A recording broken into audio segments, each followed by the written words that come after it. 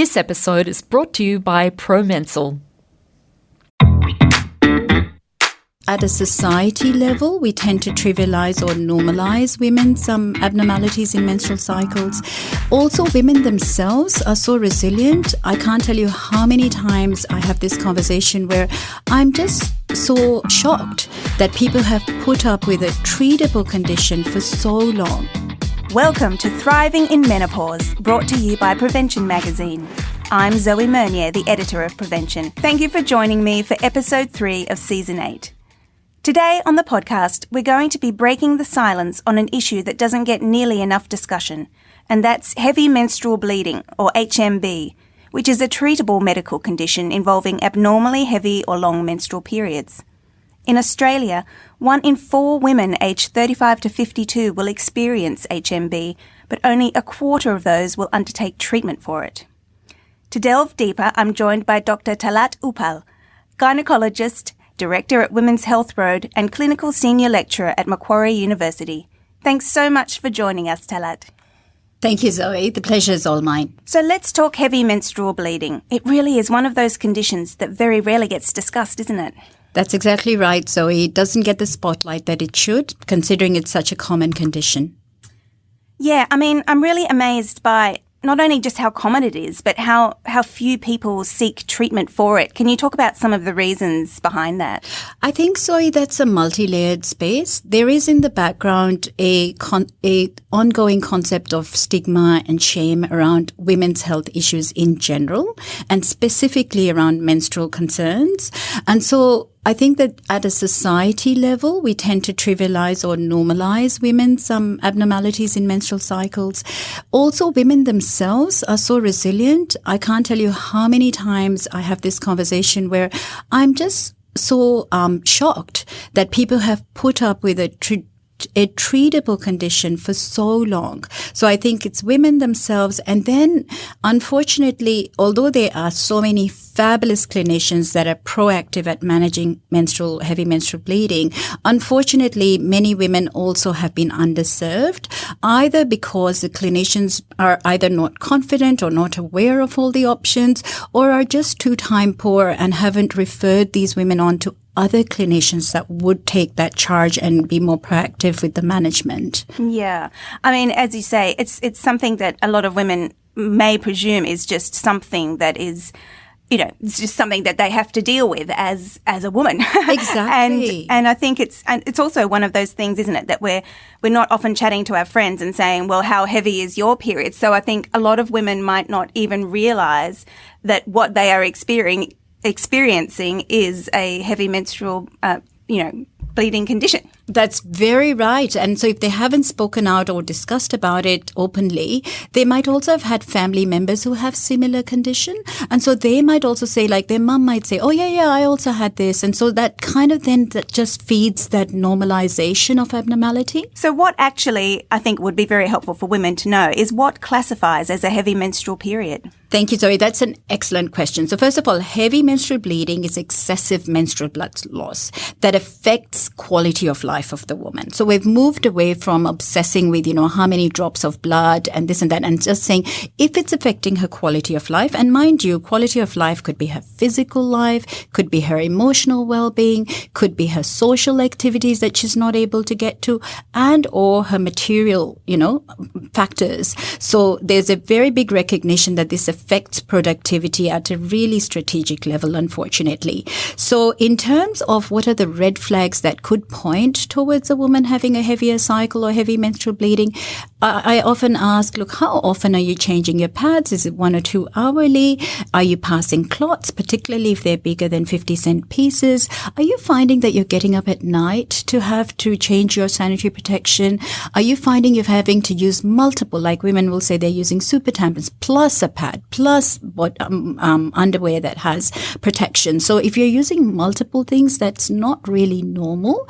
And then, of course, it causes anemia, we know, and it causes tiredness. So if you're feeling faint, which is a bit of a silly question to ask women if they're feeling tired, because so many of us are tired. Yeah. But, this really does not do any wonders for us. And so that's another factor, that if you're feeling dizzy, lightheaded, apart from the volume of loss that you're bleeding, and the other one that's really never nice, Zoe, is when women have embarrassing episodes because they've soaked through their clothes.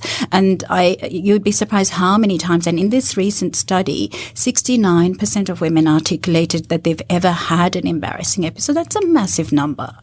Absolutely. Yeah. I mean, we've heard anecdotally, of stories of women, they might be at work and they're in a meeting and suddenly realize they've soaked through their protection. And then suddenly I'm like, I can't leave this meeting. What am I going to do?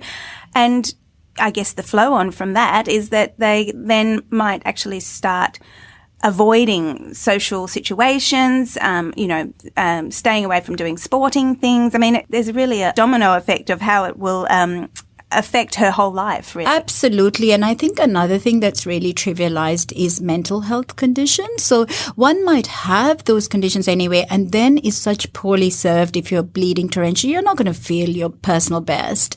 And for other women, because it creates such a negative cycle, like you've rightly identified, of, where they're shying away from activity because they're unsure how their periods are going to behave.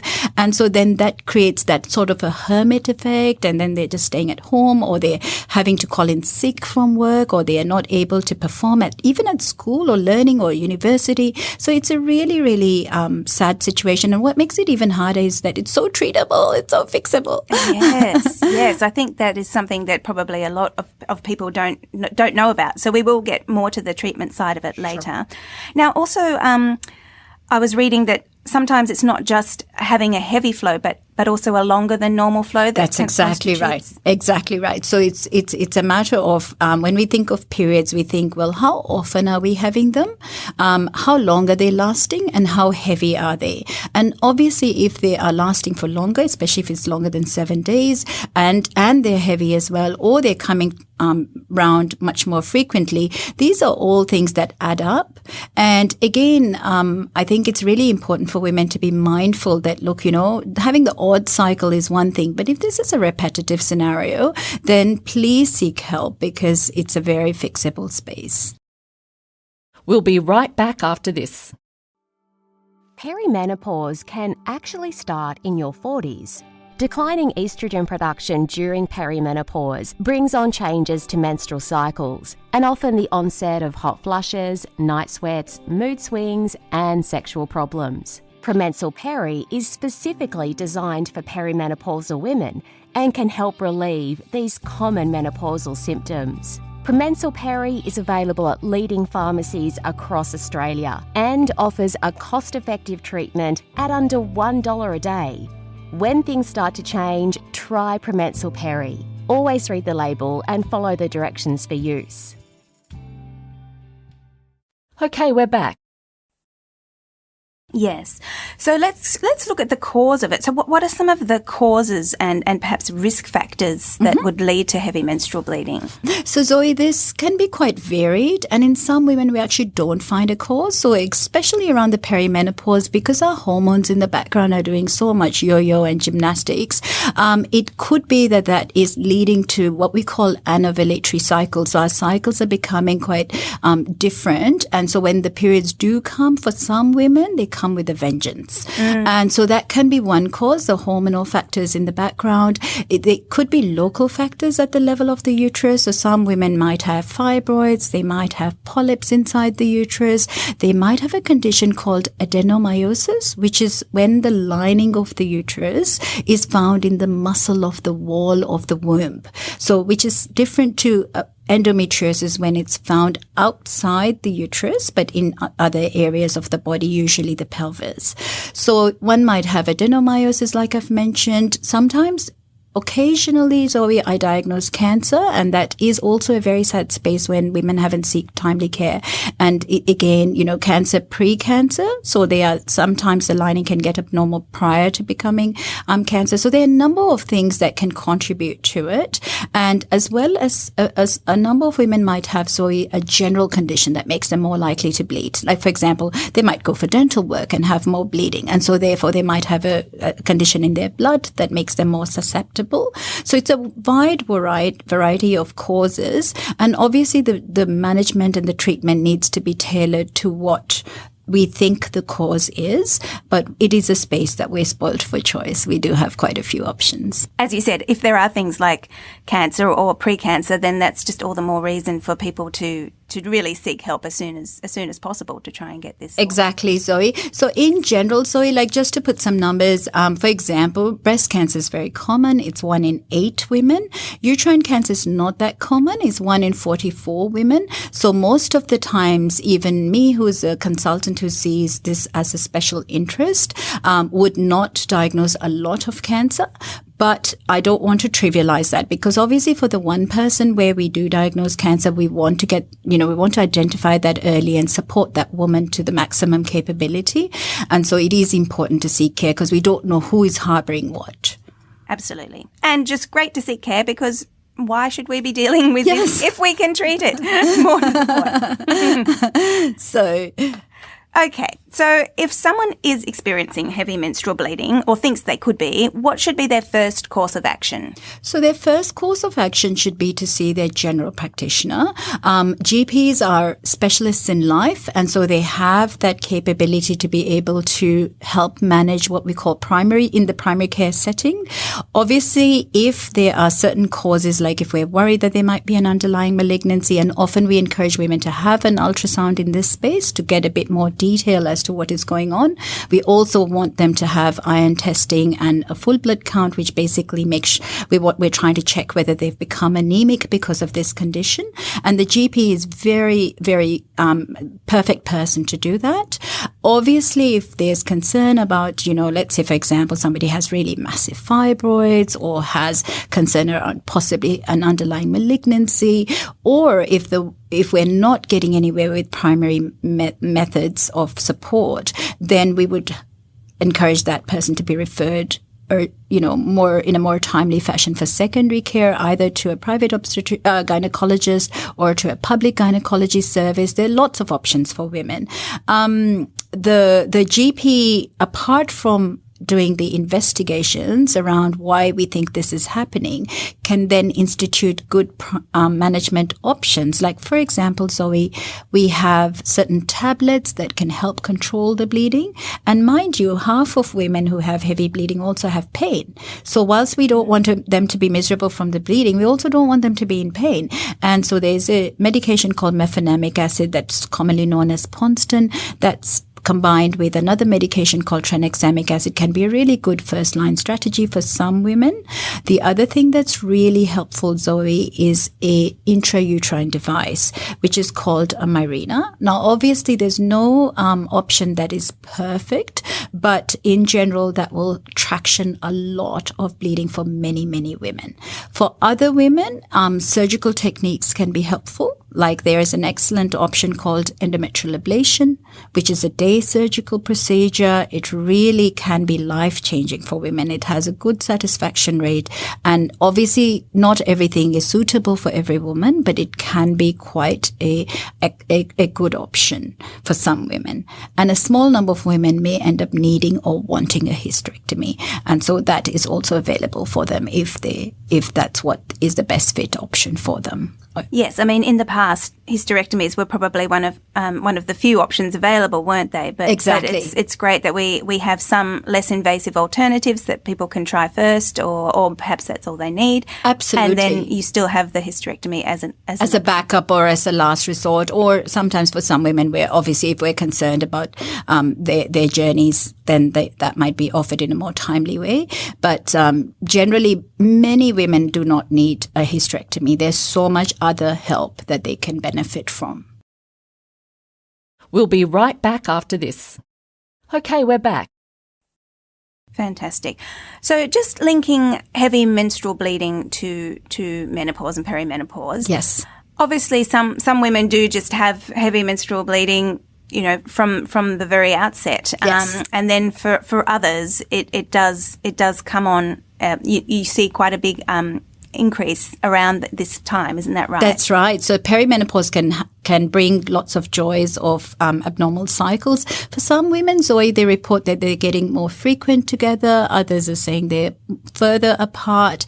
And in general, if they start bleeding heavily, then we know that in perimenopause or generally the symptom spread is about 60-20-20, which means a fifth or up to a quarter of women will have no symptoms. So this is great. We're all jealous of this group.